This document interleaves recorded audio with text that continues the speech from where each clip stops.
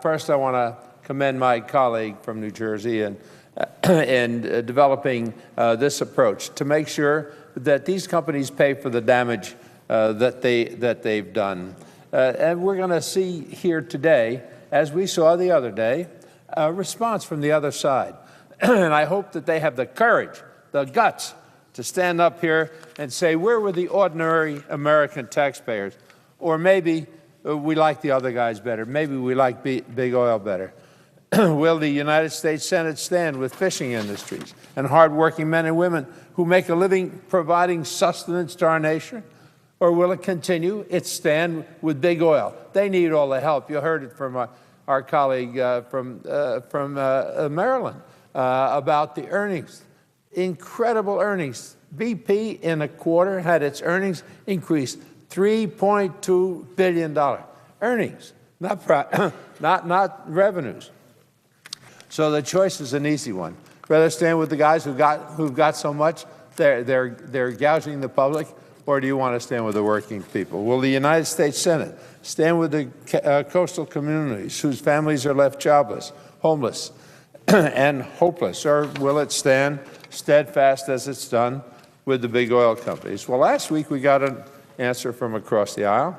Senator Menendez, Senator Nelson, and I asked our colleagues to join with us to end big oil bailouts by raising the liability cap for oil companies from a trifling $75 million to $10 billion. But our colleagues, they stayed true to the oil companies.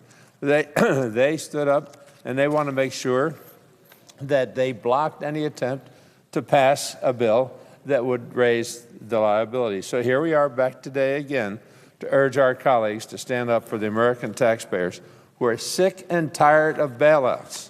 We need to hold big oil accountable so Gulf Coast communities do not meet the same fate as those whose lives were ruined by the Exxon Valdez accident that was over 20 years ago. We have to hold them accountable because American taxpayers are staring down the barrel of a disaster that is said to exceed currently $1 billion in monetary damages.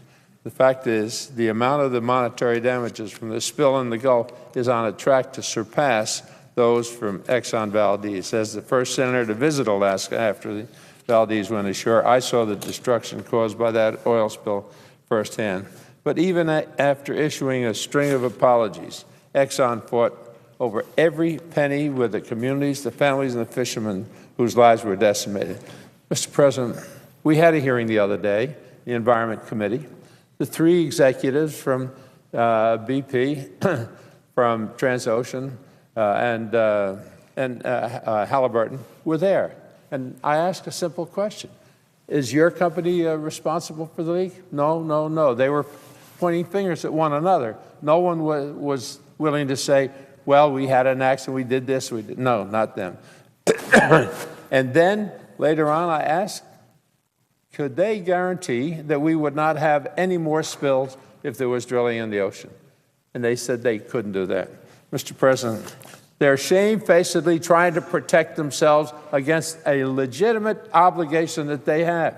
And our friends on the other side are not willing to say to those oil companies, listen, you did it, you messed it, pay up. Do what you have to as a corporate citizen and as a company that makes so much money they don't know what to do with it. And once again, I commend my colleague from New Jersey for developing this program, and I yield the floor.